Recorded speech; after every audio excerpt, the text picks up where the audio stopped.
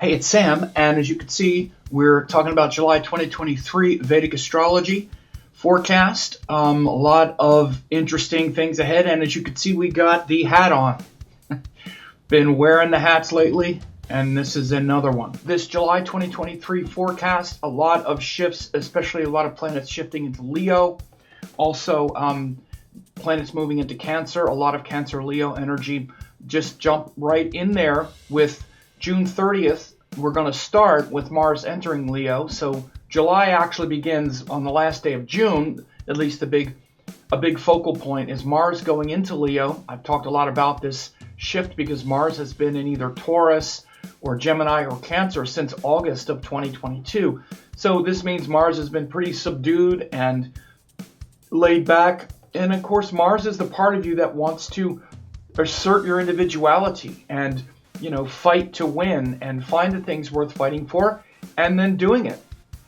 And he's been in these subdued signs, Taurus, where he's more, comfortable, Gemini, where there's frustration and maybe arguing over details, but not very focused with our actions. And then Cancer, where it's just kind of where it's been for the last month or so, and we're just undisciplined. We're kind of like a baby. We're just feeling emotionally like we just want to be comfortable and kind of afraid to get in there and rattle the cage a little bit. So Mars going into Leo at the end of June is really setting the scene for July, where Mars in Leo is aligned with our higher principles and those things that are worth fighting for, right?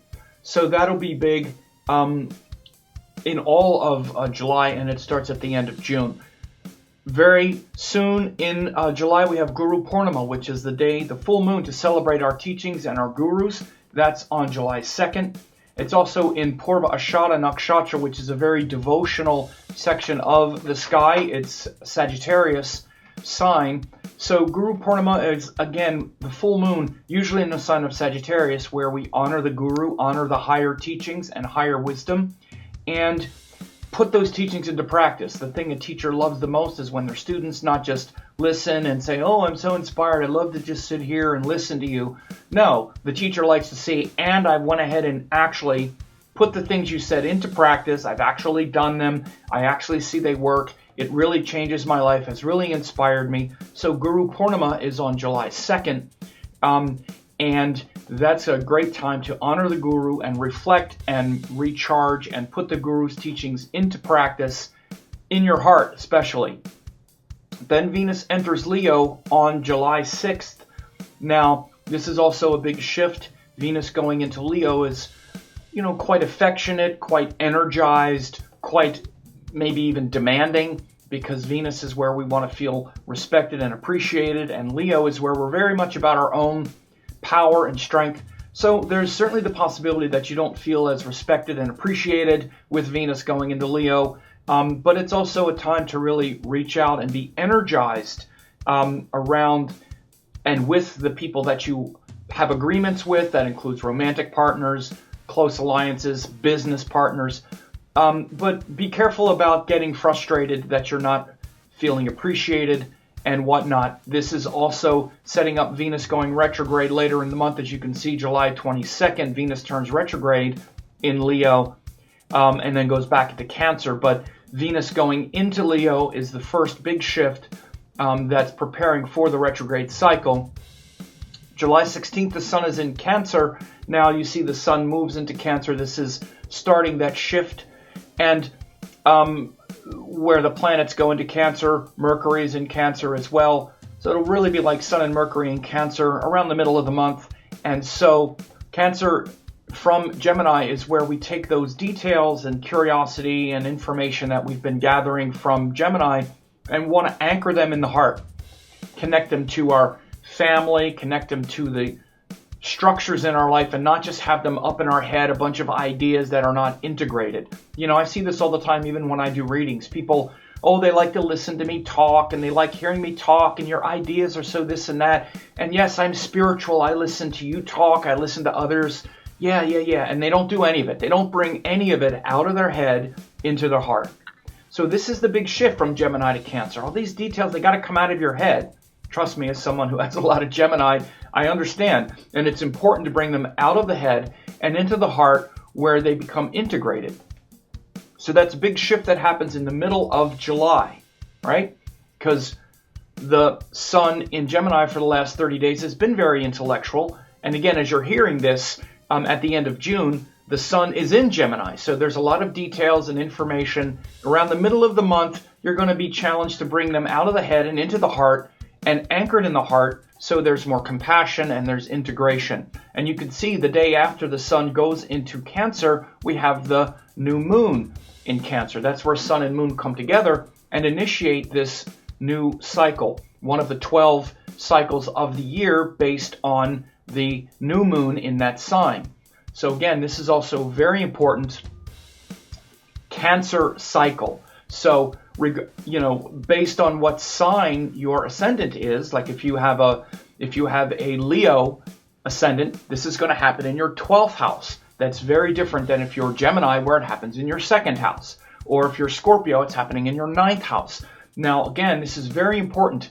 In my daily astrology forecast site called Astrology Training Lab, I not only do daily forecasts based on the moon moving through different signs, nakshatras, tithis, but I also focus on these cycles, these 30-day cycles, the 12 cycles of the year that you need to be paying attention to. We're all in the midst of a cycle. Right now, we're finishing up the Gemini cycle. Relative to wherever Gemini falls in your chart, the last new moon happened in Gemini. So if you're a Virgo person, it happened in your 10th house. And then by the time it comes to this new moon in Cancer, it's going to be in your 11th house. So that shows how the 10th house also becomes the 11th house. Everything builds on itself. So you should get my Astrology Training Lab and stay in tune with these cosmic cycles. They're always happening, whether you know it or not. And you should know it so that you could be living in alignment with those things. But July 17th, that new moon in Cancer really sets off the month in that way when sun and moon come together. Then we have the Venus retrograde cycle that I already mentioned. It's happening on July 22nd. That's when it starts. And that's going to be for several weeks. Venus is going to go retrograde back into Cancer, then go forward again. And this is going to bring into question your agreements, make you question whether or not the agreements you're making still feel good to you, whether you're feeling respected or appreciated or not, how you respond when you feel disrespected. Again, it's very easy for us to feel unappreciated and disrespected. But then how do we respond? Do we become equally disrespectful? Do we lose our dignity, which is the Leo sign? Do we just act, even in general with Venus energy, are we just looking to get attention and get the admiration of other people? Again, big Venus themes are shifting and changing now, and you need to understand how Venus brings the joy of life or the problem with the joy of life into your life. What are your relationship agreements like? Do you compromise too much, then feel frustrated?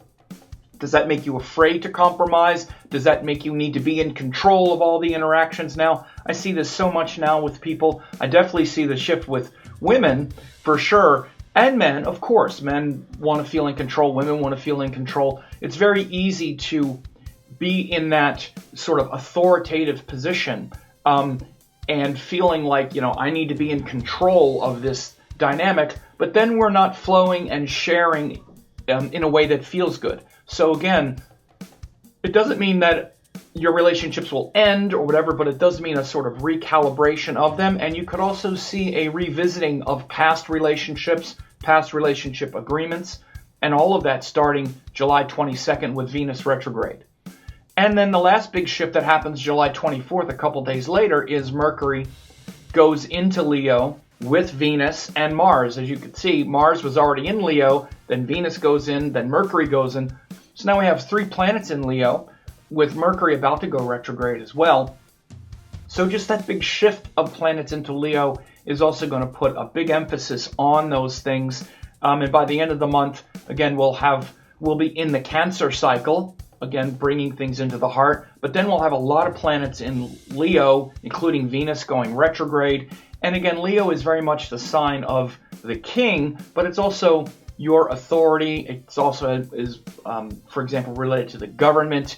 I also did this recurrence transit that's happening with Venus retrograde. The last time it happened was in the middle of 2015, the summer of 2015. I just did a recent video where I described that's also the time when we had the rise of Trump politically. And when Venus went retrograde at that time, that's actually when this big kind of scandal happened where he made a comment about the Fox host Megyn Kelly and blood coming out of her wherever and all of that stuff. If you remember back to those times, it was a big Venus retrograde moment. Again, I remember it because I've been reporting on these things. That was only 8 years ago. I've been doing this stuff for 20 years, so I definitely remember it.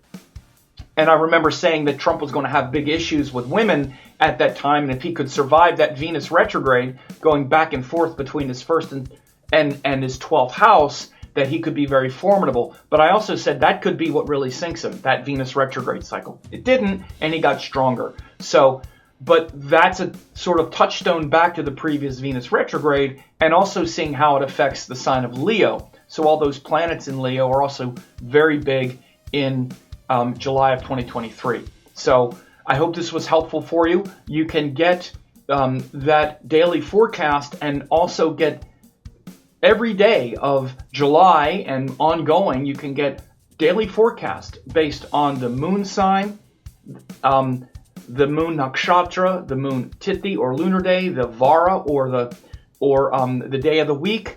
This is a very focused modified panchanga where I do daily forecasts. I also do these monthly cycles, these bi-monthly cycles between the full moons and the new moons and how they affect your sign. And I also do, you also get a bunch of bonus classes when you register. So I hope this was helpful for you, and I hope you have a great July 2023. Please find me on YouTube at Sam Jeppy, Vedic Astrology Teacher. On there since 2007, thousands of hours of classes. Also on Facebook at Astrology Teacher, tons of articles updated regularly, and I'm on Instagram at Vedic Astrology 108, ongoing updates and interaction. For a limited time, I'm offering 10 hours of masterclasses, Yoga and Vedic Astrology, Quantum Vedic Astrology, and Spiritual Astrology Masterclass. These are 3 great courses that will really help you a lot. Now, in case you don't know who I am, I taught the Astraved certification course, Dattatreya Shiva Baba, in 2010. Ravi Shankar published my book in 2018.